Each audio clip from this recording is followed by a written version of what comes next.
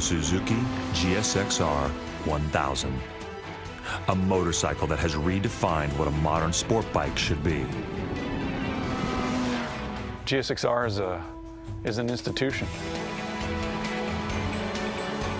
But before Suzuki could build its first bike, the company had to totally reinvent itself.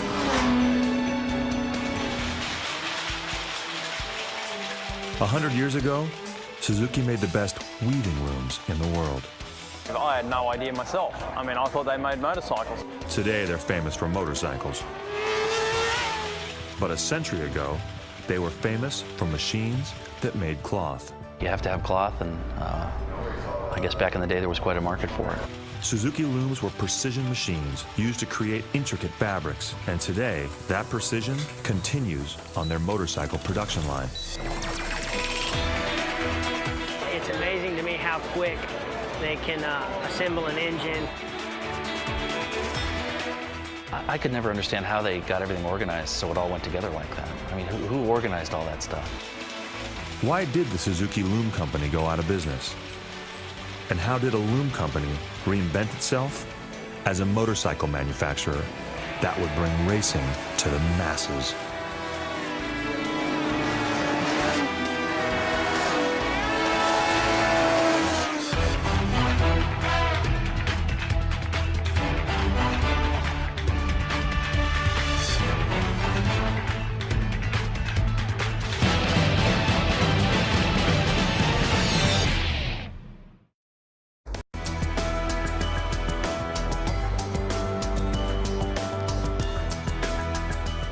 Hamamatsu, Japan, a city few tourists visit, even though it's only 150 miles south of Tokyo.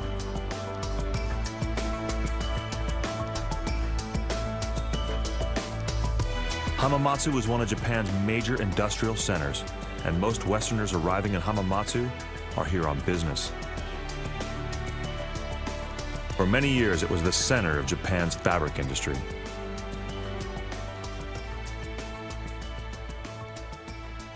Today, Hamamatsu is home to the Suzuki Motor Corporation.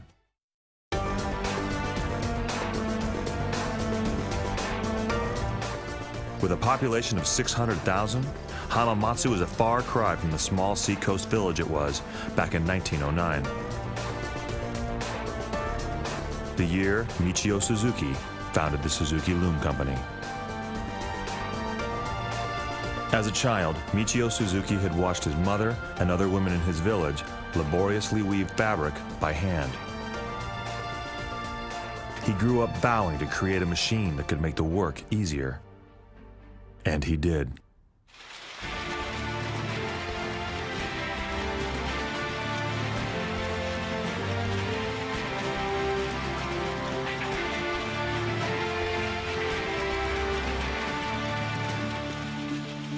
By 1929, Michio Suzuki had been awarded more than 120 patents for inventing an entirely new type of mechanical weaving machine.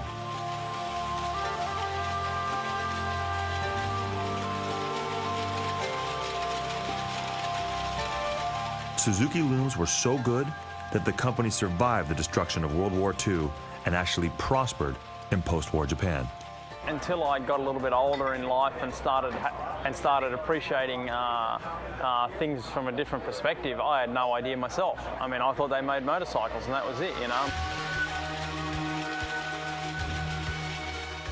For nearly 50 years, Suzuki looms were the best money could buy, and they were sold all over the world. But in 1951, Michio Suzuki would be blindsided by a global cotton market collapse. The world's best loom maker faced financial disaster. What Michio Suzuki did next was as ingenious as any loom he'd ever created.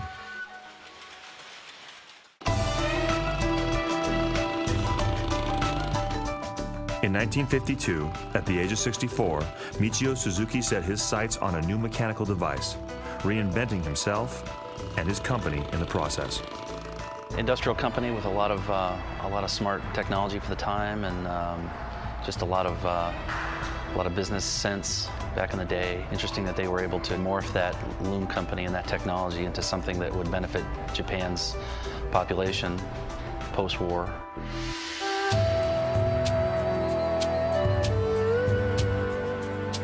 Post-war Japan needed cheap transportation. Michio Suzuki, the man who had pioneered every major development in Japan's loom industry, used his technical genius to invent a motorized bicycle. He called it the Power Free. Remarkably, every piece on the Power Free was designed and built by Suzuki. And they built all their loom products themselves and didn't outsource any of that. And it would make sense that they would continue that with their bike business.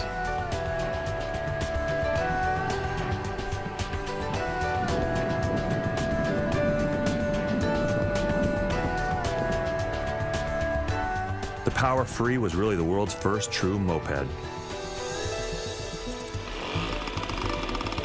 It had a unique gear system that gave riders 3 choices.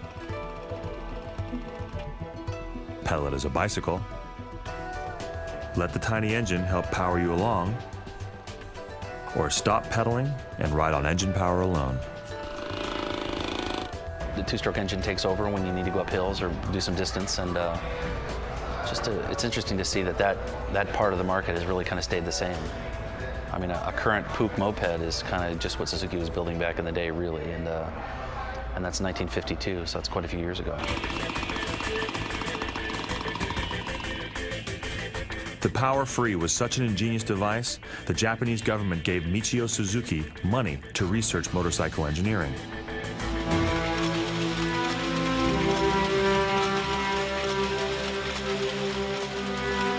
The era of the Suzuki Loom Company was over, but the Suzuki Motor Corporation was born.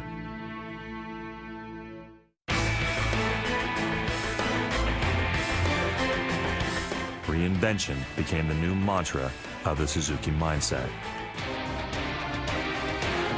In 1953, Suzuki created a new Power Free, giving it a 60cc engine that cranked out 2 horsepower. In its very first year of production, the Power Free won the Mount Fuji hill climb, one of Japan's most prestigious road races. Like a caterpillar becoming a butterfly, Suzuki had changed itself yet again. Now, it was a company that not only created practical means of transportation, but a company that lived to go racing. DNA of Suzuki is sportiness and the race. In 1954, Suzuki invented the Colita, its first true motorcycle. 2 years later, in 1956, they retooled their design, giving the Colita a larger 2-cylinder engine. By 1959, it was time for Suzuki to test themselves and their machines against the best Japan had to offer. So they took the Colita racing.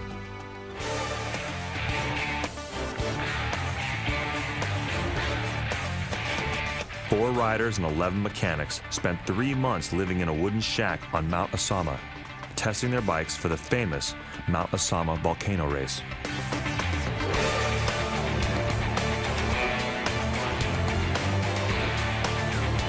In the late 50s in Japan, there were over 200 companies building motorcycles.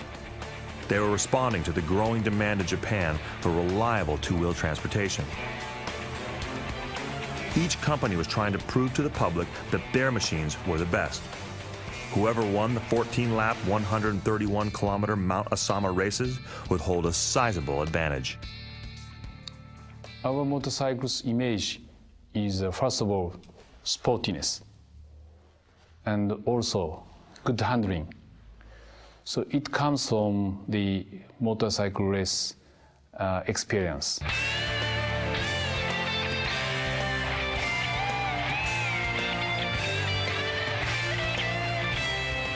Three of the 5 bikes that Suzuki entered in the 1959 Mount Osamu race broke down, and only one machine actually crossed the finish line. But for 1 lap, just 1 lap, Suzuki was king. In 5 minutes and 50 seconds, the little Colita recorded the fastest lap among all competitors at the race. Even though they didn't win, Suzuki had served notice that they were ready to take the next step. Now, their challenge was to build fast bikes that could go the distance. Win. And if you win, then people understand your product. And it's simple.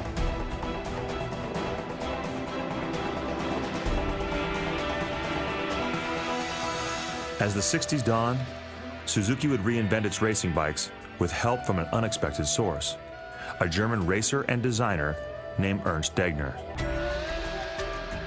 In 1961, Degner and his family escaped from East Berlin hidden in the trunk of a car.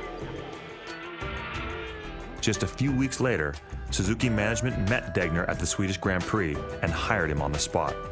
They wanted Degner's help in gaining exposure for their bikes in the West.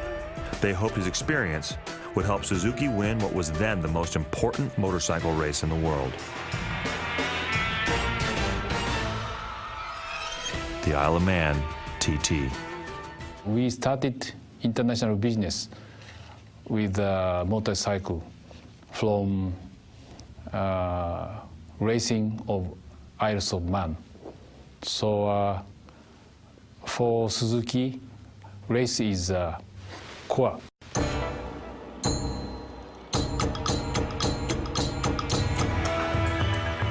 In 1962, with Degner riding a motorcycle he helped design, Suzuki won the Isle of Man. Knowing that demand for new motorcycles was growing both in the US and Europe, Suzuki decided to take what it had learned from racing and reinvent its next motorcycle.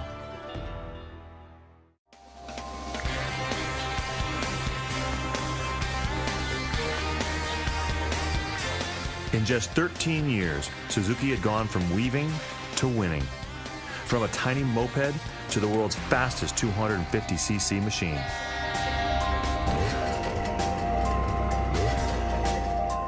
In 1965, Suzuki built the T20.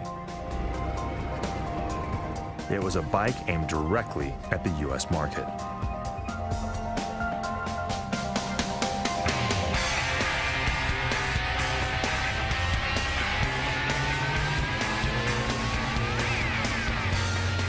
The T20 had a two-stroke engine, the same type of engine used in old lawnmowers or chainsaws. Two strokes burn a mixture of gasoline and oil.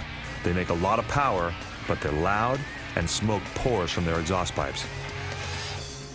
The T20 was a big motorcycle. It was known here in the States as the X6 Hustler. It was a real jump for Suzuki. It was a 250cc two-stroke twin, fast, handled well. That bike was a good race bike.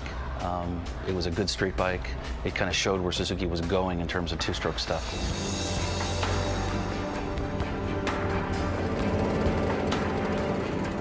By 1968, Suzuki had doubled the size of its engine to 500 cc's, the largest two-cycle engine in any motorcycle of its day.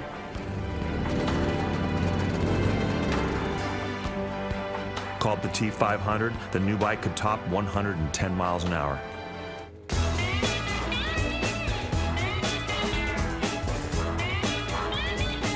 In 1976, Suzuki introduced the GS750, and that really was kind of the next big superbike.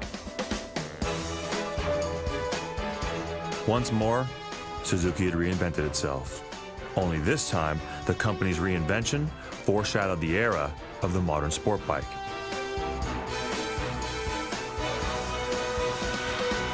The GS750 was the company's first four-stroke engine design.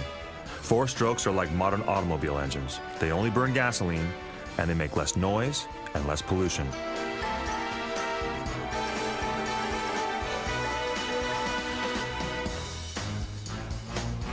Suzuki's reinvention is interesting. I especially like the part where they went from two strokes to four strokes, because that was a big jump for them, but boy, they sure pulled it off, and they pulled it off right away. There wasn't a big learning curve for them.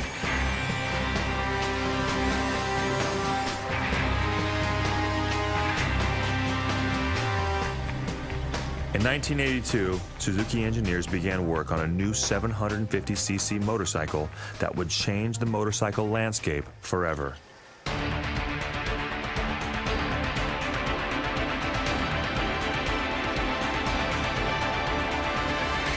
In 1985, Suzuki shocked the motorcycle world when they introduced the all-new GSXR 750. 当時 We had the GS750 in our lineup. We added the R, which stands for racing. The GSXR models were born on the racetrack. They were designed to be fast, agile, cutting-edge machines. The four strokes were GS. And then X was, I believe, like sort of experimental, and R's for racing. So, the initial GSXR of 1985, that was like a race bike, it was like an endurance race bike. It had lights, it just rolled off the Boulder or off Le Mans, and here it was. It was not only a breakthrough model, but a breakout machine. The GSXR 750 weighed 104 pounds less than the bike it replaced. Almost overnight, Suzuki had redefined the modern sport bike. That level of performance when that bike came out instilled in the sport bike market that I think has made the entire industry elevate to the level that it's at right now. でその当時は At that time, racing motorcycles had many features not seen on street bikes, such as full fairings, aluminum frames, and very powerful brakes.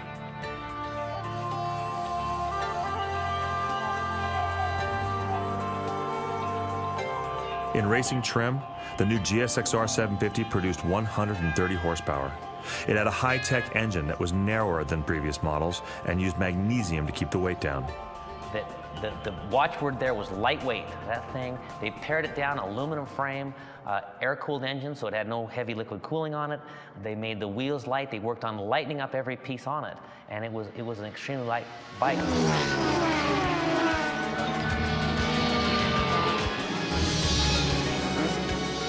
The GSXR 750 was an immediate success on the racetrack, but not just any racetrack.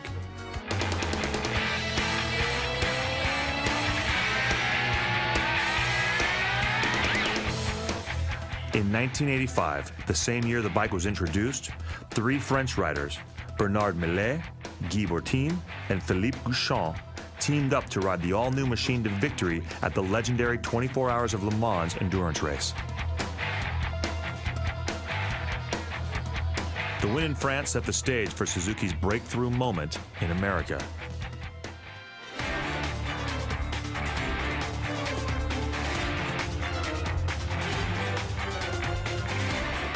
In 1988, the GSXR 750 won the Daytona 200 with a young Texan named Kevin Schwantz on board.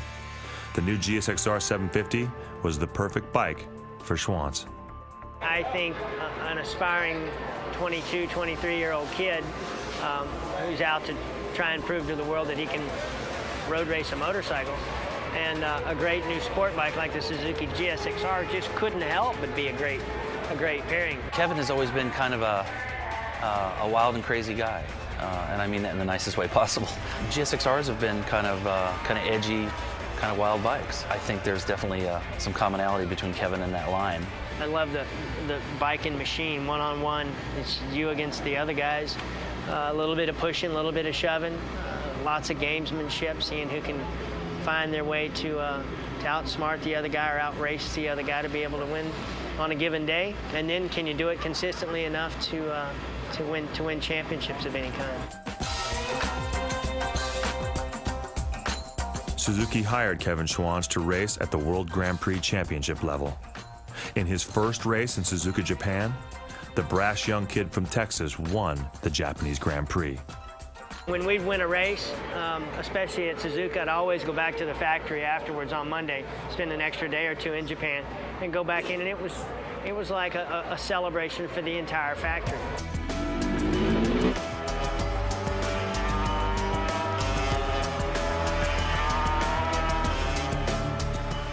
With the GSXR winning on the racetrack, Suzuki would try and do something no one else had done before. Turn the race bike into a motorcycle that could be ridden on the street. GSXR Our first GSXR was the 1985 model. I test rode racing machines to gain first-hand experience on a race bike. I was surprised to find race bikes were not only lightweight and fast, but they were also agile and easy to ride. My challenge was to take the many good qualities of race bikes and put them into production bikes.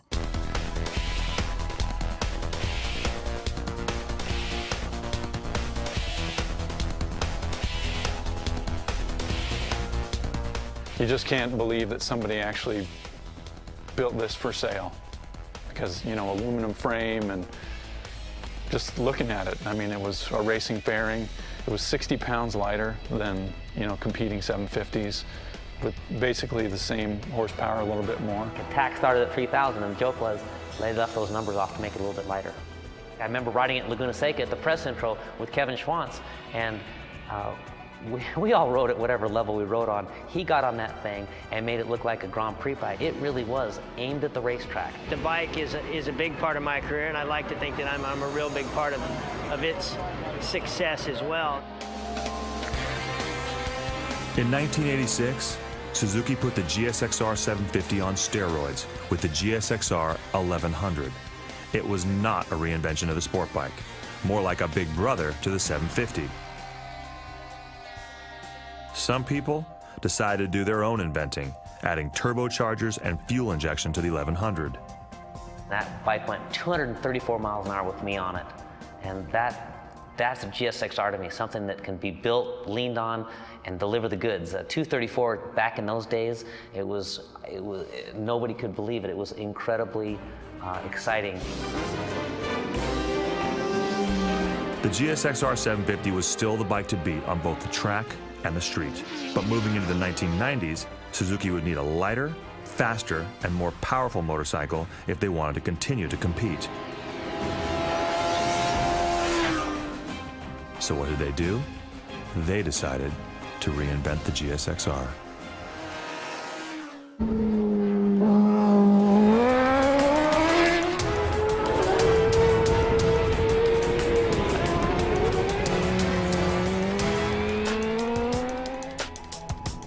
At the beginning of the 1990s, the Suzuki Motor Corporation was at a crossroads. The company had reinvented itself countless times, but now a fierce argument raged inside their own corporate headquarters in Hamamatsu, Japan. Should the company build a so-called middleweight sport bike? A motorcycle with a smaller 600cc engine? Traditionally, middleweight sport bikes got customers into showrooms, but didn't make much money. They were just kind of a lost leader for a lot of the companies.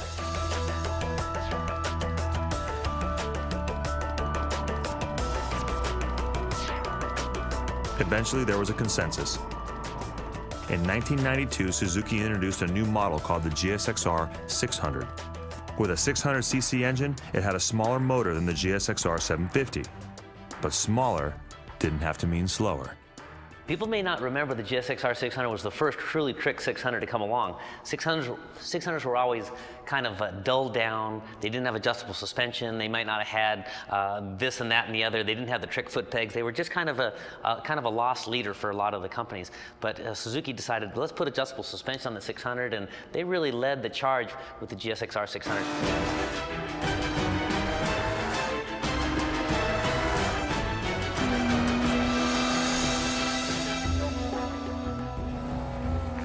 The original GSXR 600 led to an entirely new model line that emphasized more power and less weight.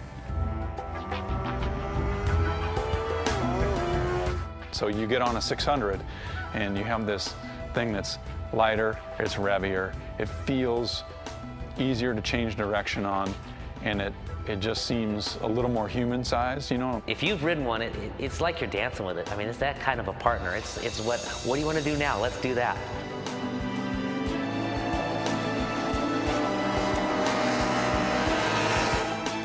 The GSXR 600 is called a middleweight sport bike.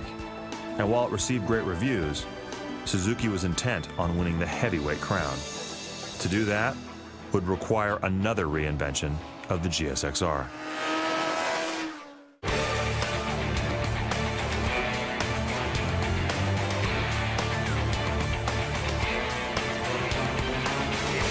In 2001, Suzuki made the long-rumored secret public. It showed the world the GSXR 1000, a motorcycle that had been under development for 3 years.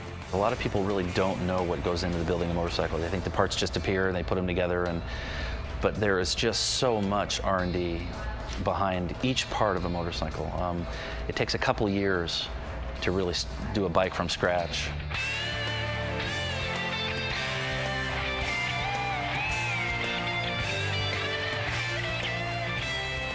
The first GSXR 1000 was an instant game changer. The bike had a 988cc engine that produced an astonishing 160 horsepower and offered Ferrari-like performance for a fraction of the price. On the seat, when you ride it, you can't believe it's 1,000. I mean, you can believe it's 1,000 when the throttle's open because it's shocking. It's shocking how far it accelerates. But mid-corner, it feels small under you. It wants to turn. It wants to change direction mid-corner if you need to. It'll tighten up its line.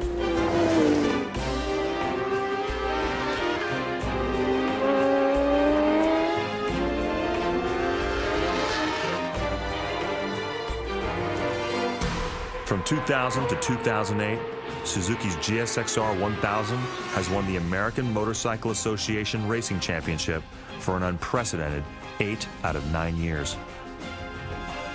We think that the AMA race is the most precious and also most important race in the United States.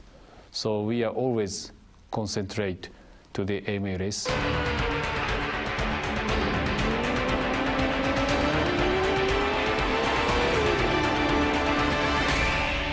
GSXR is an institution. It brought racing to the masses. Race bike with lights, truly for sale, at a price that you can actually afford, you could go buy. I mean, it's just amazing. To describe the GSXR 1000, words don't do it justice. You need to watch someone like Matt Mladen ride the thing and see that they can do just about anything on it, faster than anybody in the nation.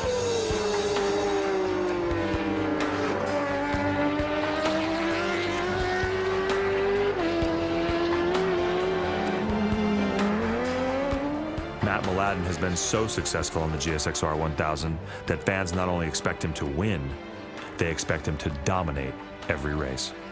Nowadays, winning's not enough, you know, because we've been doing it so much. Everyone's like, oh, if you only win by 5 seconds, it's like, okay, what's going on, you know, so.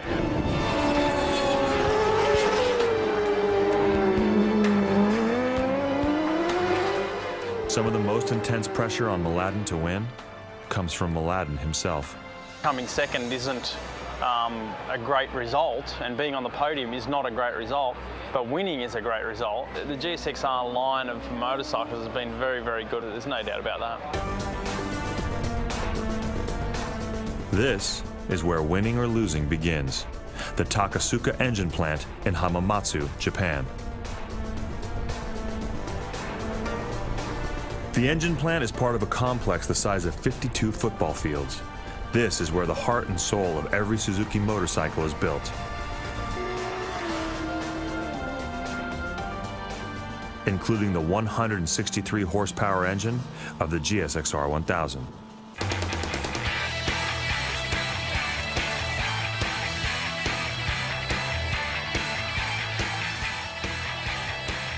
During peak production, the engine line runs day and night. 962 workers assembling 1,800 engines a day. That translates into 700,000 engines a year.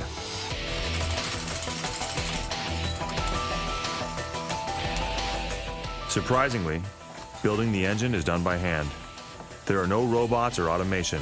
It is a mix of new technology with classic engine construction. New high-tech equipment, and there's also some old equipment. There's a lot of handwork. Engine assembly.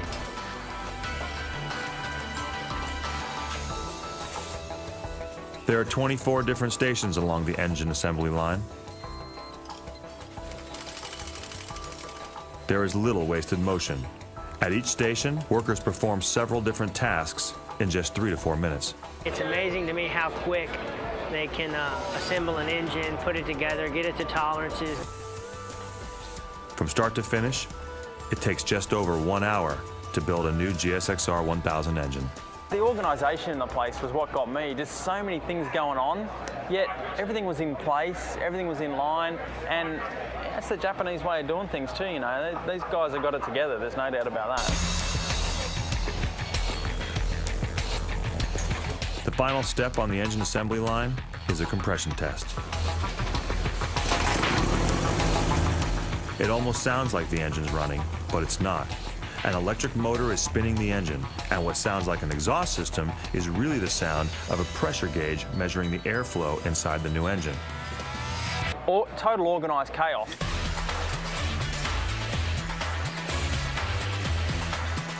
The speed and efficiency of the whole factory is amazing. To me, it's almost as amazing as watching a race bike going around a racetrack. To watch those guys, 10 or 15 seconds at a time, know exactly what they got to do, put engine bolts in, get everything in place. It's kind of like a finely tuned machine. It's a lot like a race bike.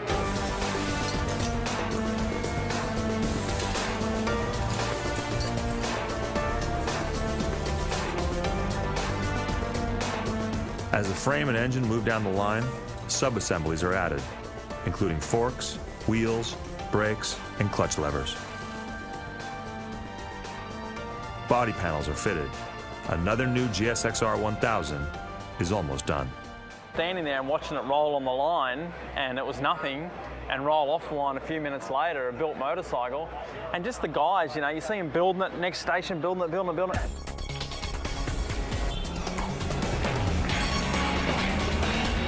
Each finished bike is pushed off the assembly line onto what they call a rolling road.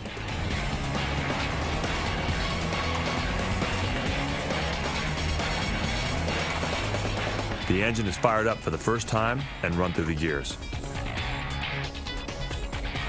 The bike is connected to a dynamometer, or dyno for short, that measures engine performance and power. There's always a run of guys, they come on, they get on, they take it up to this little dyno, start it up, so I go off the dyno, around the corner, disappeared. The next minute the guy comes running back and he's on the next one, and that's like every 30 seconds, like, oh my God, this guy could run marathons, I swear, all day. It's just amazing. When the test ends, a technician rides the bike across the factory to the shipping area. The first time this new GSX-R 1000 has ever been ridden as a real motorcycle. At the loading dock, the new bikes are placed inside metal packing frames, bolted down and covered with cardboard boxes. They're quickly loaded into waiting big rigs, the truck engines left running to avoid wasting time. By the end of 2007, 873,000 GSX-Rs have been shipped all over the world.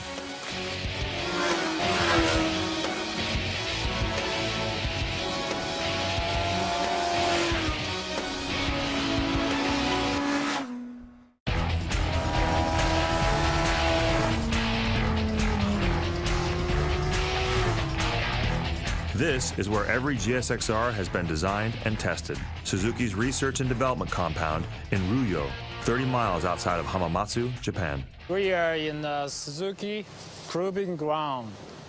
This is a very home of Suzuki motorcycle, and basically outside people cannot coming in.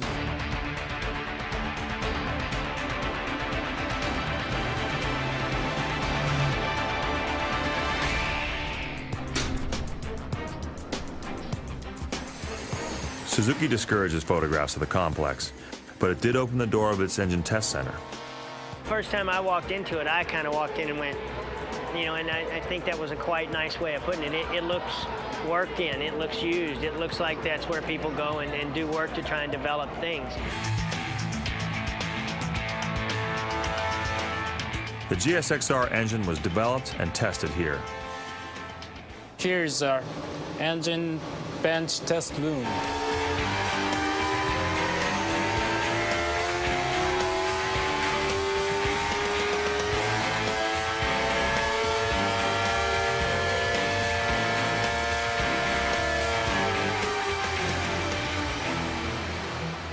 With the engine bolted down to a test stand, computers measure RPM, water temperatures, and fuel and air mixtures.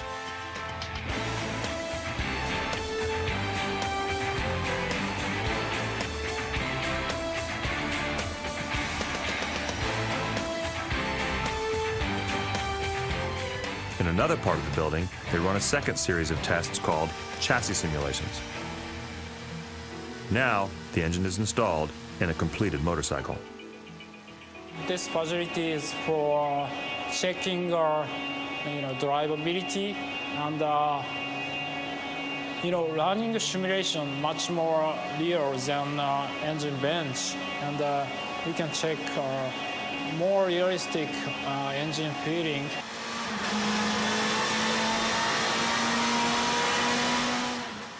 I was always intrigued by how much testing and how many man hours of engineering and thought and testing go into one motorcycle.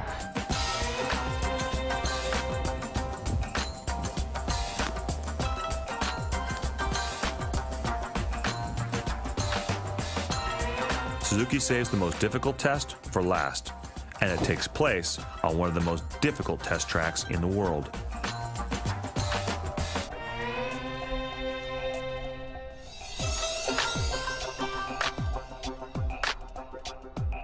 The Ruyo R&D complex includes a 4-mile-long track. 2 of its 7 corners are 120-mile-an-hour sweepers. This is where the company test riders push each new model to the limit. They've got bikes on the track, they come in, they pull things apart, they put stuff in, they send the test rider back out again, lap and lap and lap, come back in, change another part, put it out. That racetrack and that part of Suzuki is where a lot of the racing stuff starts.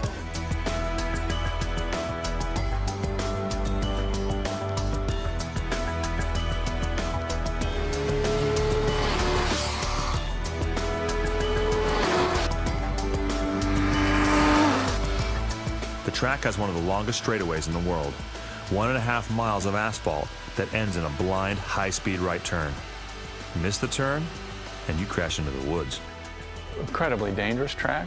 I mean, walls everywhere, incredibly high speed, the back straight, you're tapped in 6th gear, like you're looking at your watch.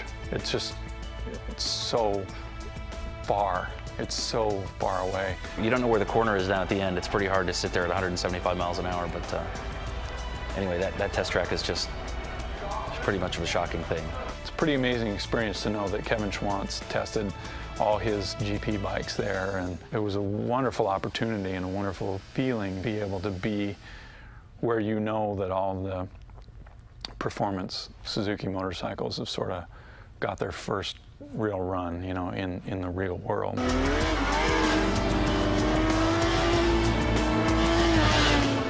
The new GSXR 1000 spent months on the Ruyo test track. Finally, in 2001, the bike was put into production. Since then, many of the GSXRs have ended up in the United States, on roads made famous by Hollywood movie stars.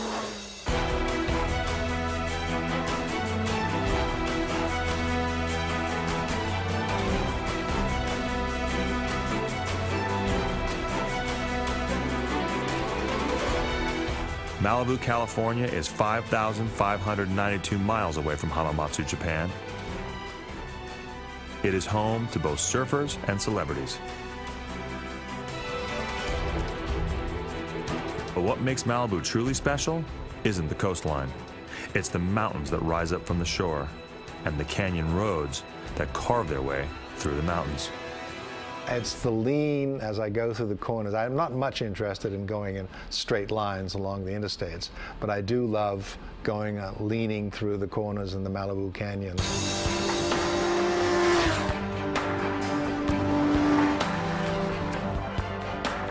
The Malibu Canyons are among some of the best motorcycle roads in America.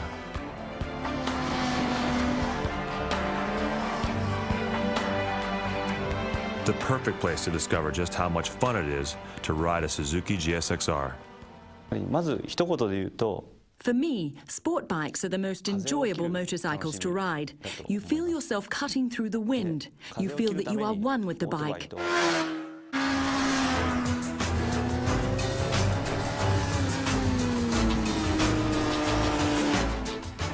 The latest models of the GSXR 600 and GSXR 1000 are the 4th generation of each bike. Suzuki reinvents the model line every other year. The thing that amazes me about Suzuki's GSXR 1000 is how incredibly capable it is, how powerful it is, how fast you can go, and how little effort it takes. It's not easy exactly. I mean, you have to pay attention. You've got a 163 horsepower motorcycle that weighs 430 pounds ready to ride.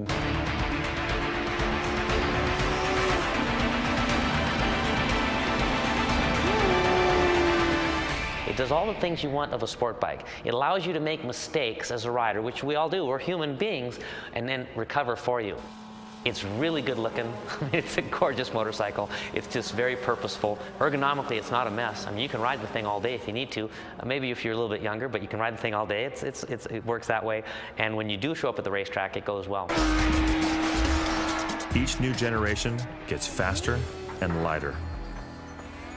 The newest GSXR 600 continues the tradition started by the first one. They're built as race bikes and then modified to ride on the street. Boy, lately, last few years, last 5-6 years, the 600 has been tuned up and it's right at the front.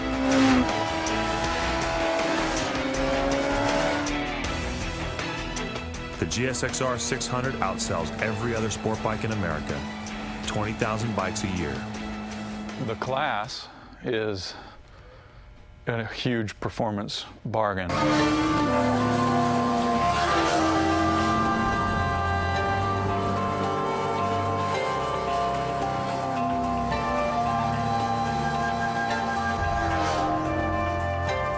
Compared to the GSXR 1000, the 600 is smaller and easier to ride. You get on a 600 and they're not as intimidating because they don't have that kind of torque where you just crack the throttle, you're at the edge of traction, everything's on the edge and you're getting ready to come out and you give it a little bit of throttle. Well, they don't have the torque on the bottom that would go bang and make that tire go, whoa, what's that?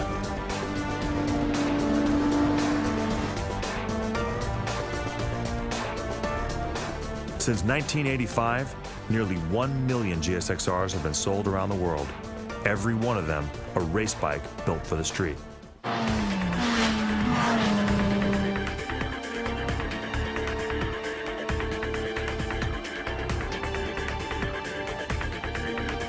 Suzuki, they've got such a long history with that kind of motorcycle, and they've been building it for the rider for so long and refining it through racing and everything that you get. They work with you, you know.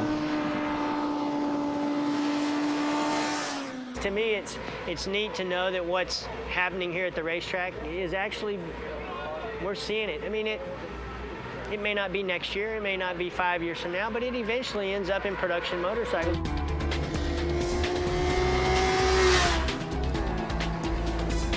Both the GSXR 600 and the GSXR 1000 use onboard computers developed for racing to change how much power the engine makes. エンジンキャラクターを Our latest technological challenge was adopting another feature developed for our race bikes for use on our street bikes. It's called a drive mode selector, and it allows riders to change the power characteristics of the engine to suit different riding conditions. With a flick of a switch, riders can change throttle response, full, medium, or low power, depending on road and weather conditions. That's what modern technology should be, something that helps riders enjoy themselves. Speed and all that stuff, that's not such the issue. It's the fact that you're going to go home on the same vehicle you arrived in. In other words, you're not going home in the ambulance, is what I'm saying. And that's what those settings work out well for that.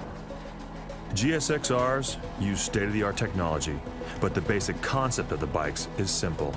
It's all about having fun. 常に They are built to give riders the joy of a lightweight, fast, and easy handling machine with cutting-edge technology. Obviously on the street, I can't get the same thrill as what I get on the racetrack, okay? But the attraction for me riding on the street is just the group time, you know, hanging out with your mates, going to have a coffee or going to do whatever. I mean, I really, really enjoy doing that.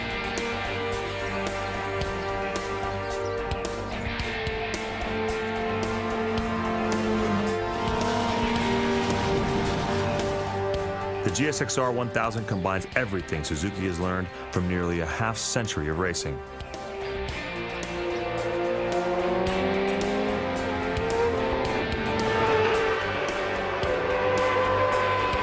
In racing, we talk tenths of a second improvements, right? A tenth here or a tenth there. Those tenths of a second add up. The latest GSXR 1000 is not much slower than a full-out race bike. Multi-millions of dollars being spent on prototype motorcycles, yet the production-based GSXR 1000, anybody can go and get that motorbike for very little amount of money, is only about 3 seconds a lap slower. I mean, it's nothing. So the GP bike goes flying across the finish line, and then 1, 2, 3. There goes the street bike.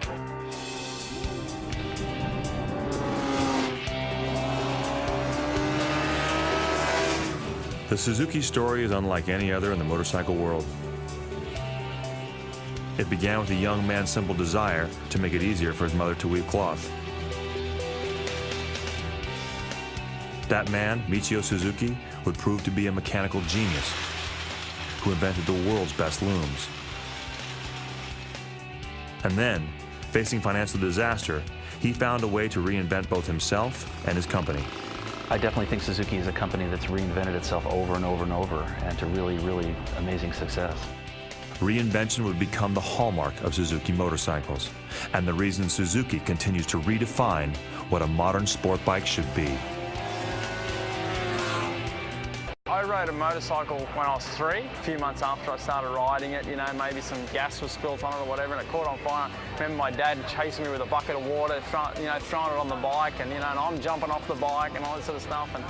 And my mum thinking, oh, maybe that might slow him down. But as soon as I got the fire out, I was back on again. The seat was burnt, and I was back. Let's go again, and all that sort of stuff. So little bits and pieces like that stand out.